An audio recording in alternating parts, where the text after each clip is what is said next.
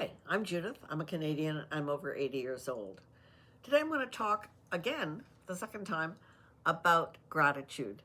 Um, and I'm going to talk, I have mentioned in at least one other video, well, I did a whole one on video, I think it was number 7 or so, episode 7.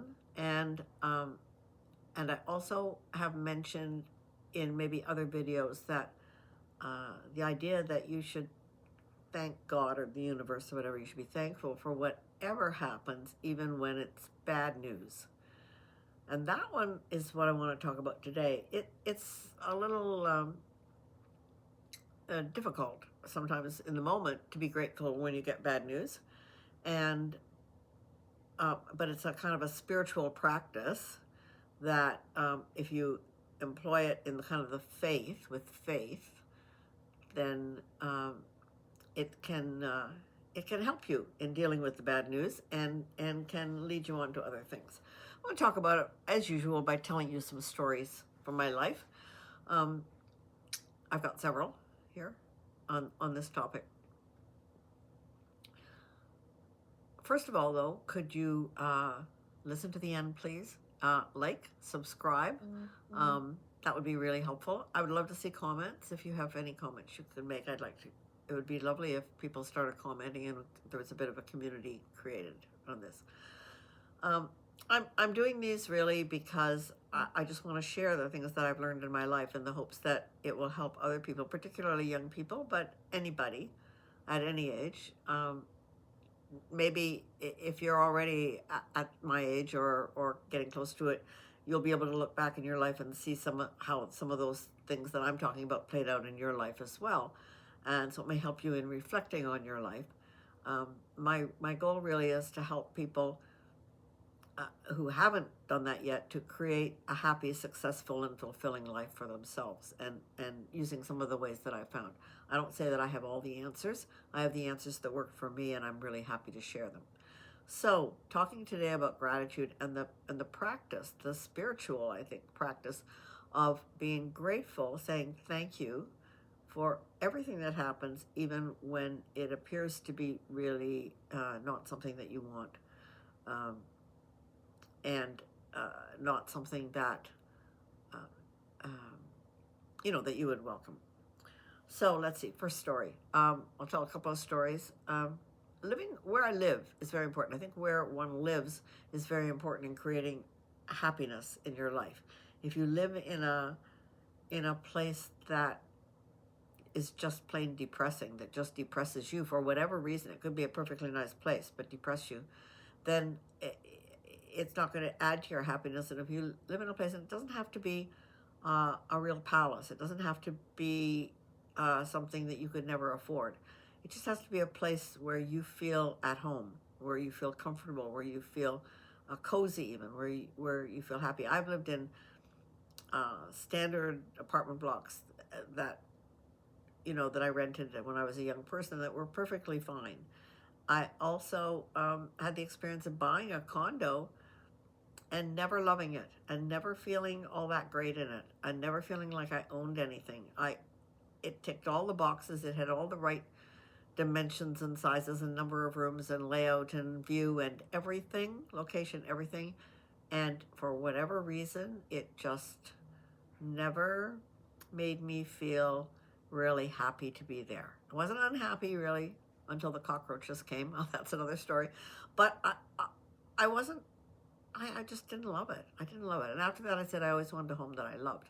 So with that as background, I have told a story recently about when Dan, my husband, and I went looking for our first home together, a house together. We were living in my condo. At that point, we'd just been married. And we lost, and I told briefly the story about how we lost out on one house. We put in a bid for it, and we were very, very, very disappointed that we didn't get it. And then we found a way, way better house. Well, I've had that thing happen twice to me in my life. And it happened again more recently about the house that I'm living in now, that you can see a bit of behind me. So in 2017, I had been living with my partner, Gord, for a number of years, and we've been living partly at his country property, and 6 months of the year on a boat that I had bought for us down in the southern states on a big 49-foot liveaboard boat. And so we were doing 6 months in Canada, 6 months down in the States. And I just wasn't happy there. And it wasn't anything to do with him and how we got along. It was that it was in the country, which is, I'm a city girl. I like cities. I like having neighbors that I can talk to next door and stuff. Um, but it was also, it was a beautiful home. It was an old 250-year-old farm. Oh, I don't know, 1850s. So however old that was, farmhouse, beautifully restored, decorated tastefully with wallpaper and things from the period, and with furniture. He had owned the home before I moved in, of course, and with with furniture that was dark wood and not my taste at all, but beautiful, beautiful. Um, but there was no room really. I had squeezed a desk into the room that he used as an office, and I had there was very limited closet space, but that wasn't really the issue. The issue was that everything that I owned practically was, except for a very few things, everything was in storage, um, and and I thought it would be in storage for a couple of years until, I don't know what, until we got a place together or something, and he didn't want to move, and I really didn't like living there. I just didn't feel at home. There was nowhere for my things, and I missed my things. I missed the art that we had, that my husband and I had created. I missed the photographs, his photographs. I missed the record collection. I missed my book collection. Uh, it wasn't furniture so much, although I had a few pieces of my parents and things that were in storage. It was just, I missed, I'm, and I also missed having more of a say in my place. To be truthful, um, it was Gord's house, so it was Gord's rules, and it's not that he made really awful rules, but I didn't feel as free to just invite people over or whatever, because it wasn't my place, and I'm an extrovert and he's an introvert. That's a whole other thing. And by that time, it had become apparent that much as we love each other, and he was my high school boyfriend. Did I mention that? And much as we have a deep connection and really value each other and respect each other and all that and get along very well, we are so different in our tastes. And it had become apparent that we would never, ever be able to buy a home together, because what he likes and what I like are so diametrically opposed, unless we bought something that was like a semi-detached, and he had one half and I had the other, and his half was in the country and mine was in the city, which is a little hard to do. That wasn't ever going to happen. So I wasn't very happy about that, and I decided that I would uh, buy a house of my own. I would move into the nearest city, which was our hometown, and I would buy a house there. He was quite supportive. He's a lovely man, and he was like, "If that's what you want to be happy, you know." And I said, "This will make it harder financially for you," and he said, "That's not your problem," because he's truly a gentleman. And so I went ahead and started the process of looking for a house. Well, I found one that I really got excited about, and that was in the fall of 2017, just before I went back down to the boat. And he wasn't going down to the boat that year. I was going to be down there on my own, getting it ready to sell, because we had, not only because I was buying a house, but because his health had been such that we couldn't use it very much. So he was going to stay here, and I was going to go down there. Anyway, I found this house. I really liked it. It was a condo bungalow. And I was very excited about it. I showed it to my daughter. I showed it to Gord.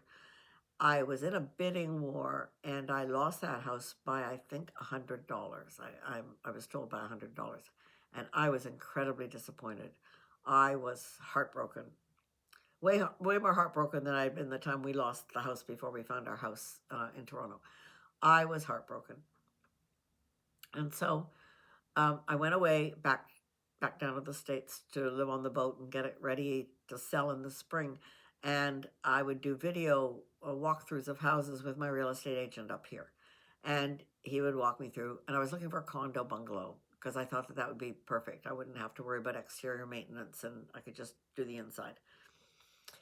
And he walked me through one after the other, and none of them made me feel like I loved it. And I had said to him initially, I have to have a place that I love because I once lived in a place I did not love. I didn't hate it, I just didn't feel anything for it. And it didn't help to make my life happier. I need someplace that makes me feel happy to be in. And I know from previous experience in previous apartments when I had really small apartments, and one was a third floor in university, of the third floor of a house, and it was creaky and old and everything. I loved that place. And I had another one that was an apartment building an apartment I rented in Toronto when I first went there, which I loved, and it was nothing special. It just, I don't know what it was. I just loved it. So um, I'd said that I needed that, and he would walk me through condo after condo, and then I came back in the spring, and there was still nothing. And he kept saying, "We will find, we'll find it. We'll find it. We'll find the place that you love." And one place we looked at, and I said, I guess I should put in an offer on this. And he said, "Do you love it?" And I said, "Not really, but it'll do." He said, "No, no, no, no, no. We've got to find you a place that you love." Well, thank goodness for him. At any rate, and then a few months later, so I came back in the spring, in May, I guess, and April or May of 2018, and we started looking again. And then in, I don't remember, June or so, it wasn't very much longer, June, I happened across a listing for some place and said, and it wasn't a condo, it was just a house, a bungalow, and a suburban bungalow. And I said to him, "This looks like it could be interesting." And we went to see it, and bids were due the next day, and I put in a bid, and I really loved the house. I did. I fell in love with it immediately. I liked it even better than the one that I had lost, and that was something. It's bigger. It has a better view. It has a full walkout basement. This is where I am right now. It lower level, I call it, not a basement, lower level, and it was a much better house, and it was much more expensive, but it well, not much more. It was more expensive than the condo bungalows I've been looking at, but it wasn't ridiculous, and so fortunate I was able to buy it. And again, I was up against bids, and I just sort of threw money at it because I figured I'm going to be here for a long time, so it doesn't matter. And so I upped the bid considerably from the asking price, and I got the house, and I'm really happy here. I love it. So that was another example. But I also want to talk about an example which has nothing to do with houses or things or material things, and that is this was a health thing. So I have mentioned before in other videos that that at one point I had something called an acoustic neuroma, which is a benign tumor on the balance nerve between the ear and the brain. Happened on my right side, and I ended up going to Stockholm, Sweden, to have radiation of a kind that wasn't available in Canada and had been pioneered in Stockholm. And in the course of that, between the tumor, and the tumor took 9 years to find from the time I got symptoms until the time that I got a diagnosis. And it's always benign, but it's slow growing, but it can kill you, and it can deform your face, and it can have all kinds of after effects. The effects for me were that I have no hearing left in that ear. I'm completely deaf in that ear, and I wear a hearing aid that isn't a hearing aid. It's a Bluetooth speaker that puts anything you say into this ear over to this ear. And I also have no balance on that side. Well, it means I have no balance on this side because balance goes the opposite way across your body. So I've got one-sided balance, which sometimes gives way. So it's a little tricky sometimes. But so far, so good. That's why we have double of things. What I haven't said about that was that in the same 24-hour period that I was, so 24 hours before, I think it was before I found out I had an acoustic neuroma with the results of an MRI I finally got in 1991, I found out that I needed a hysterectomy. right? So my my gynecologist said, got to have a hysterectomy, and the ear, nose, and throat guy said, got an acoustic neuroma the very next day, less than 24 hours later. Now, that is a double whammy of bad news. And I don't know how one is expected to be grateful for that in that moment, right?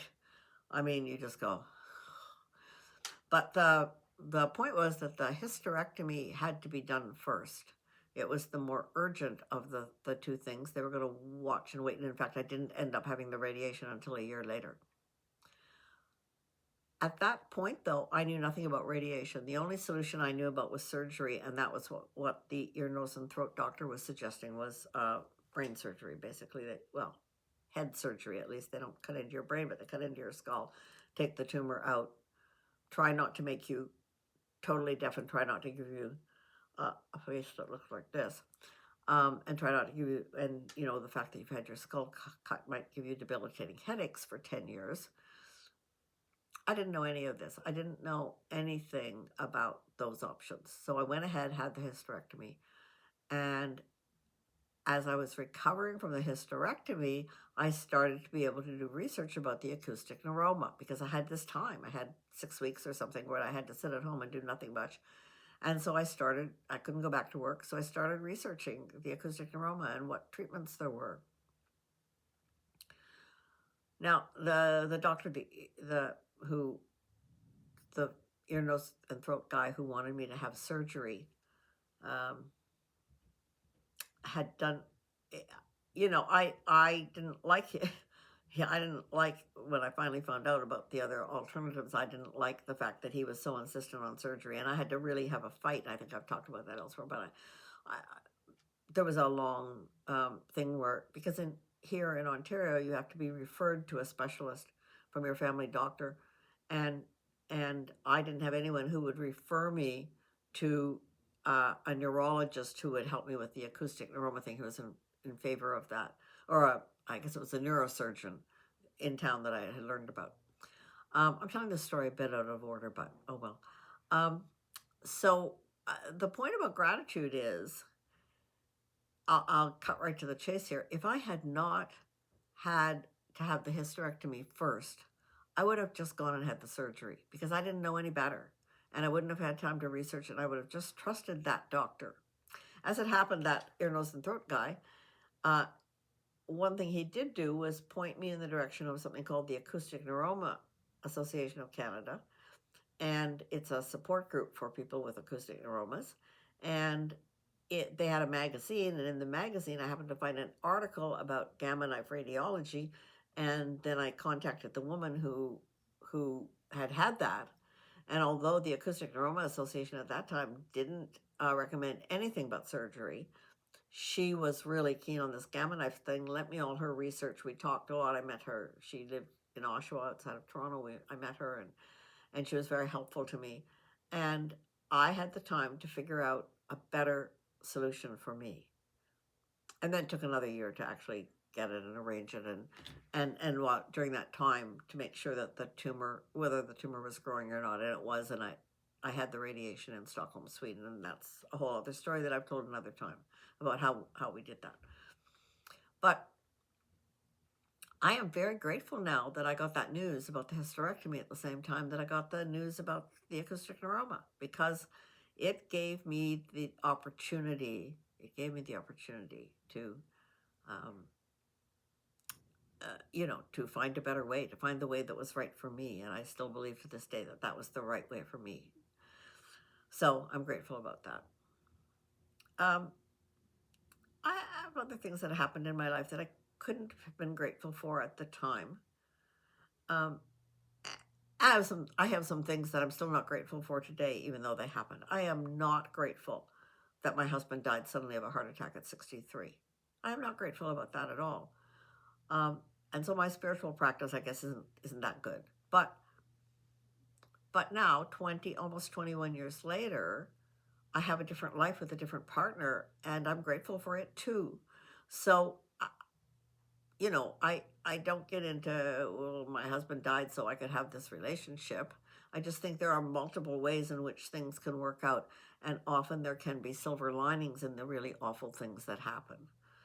Um, I was once badly jilted by a boyfriend about whom I was very serious. I thought we were going to get married.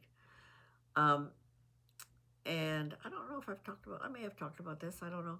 He had, he was, an American fellow, and I met him when he was in the Air Force, in the U.S. Air Force. And I was teaching up in Northern Ontario and went over to Michigan sometimes for things. And anyway, I met him, and we had this romance, and then he moved. He was sent away to Alaska for the year, and I went down to Southern Ontario to teach, and then he came back in August the following year, and I believed that he was going to go home and see his mother and then come to see me and meet my parents, and we were going to get on with planning our life together. And he just disappeared. He ghosted me, and you couldn't do that technologically with technological devices because we didn't have them back in 1970. That would be 1970. Um, yeah, 1970, bad year. Um, so anyway, I was not grateful at the time.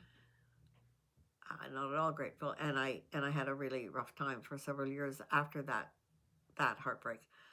But lost my way a little bit for a while. But today, looking back, to tell you the truth, I am very grateful, because when I look back at some of the issues of that, it would have been an interracial marriage for one thing. For another thing, his mother was not a fan of the idea of him marrying someone who was white, and uh, and he was very close to his mother. I just think that for a lot of reasons, and for the prejudice that we would have encountered and that I would have encountered, that I had no idea of at the time. Really, I had no idea of the scope of that. Um, to say I have nothing of two countries, two very, very different outlooks on things. I mean, all kinds of reasons. I don't think, in retrospect, that marriage would have lasted. So I think that he did me a favor by breaking up with me. Although I wish he hadn't done it in that way. Um, and It gave me several months of real active worry and upset, right? Not knowing what happened to him until I found out that he actually had come home and he was okay.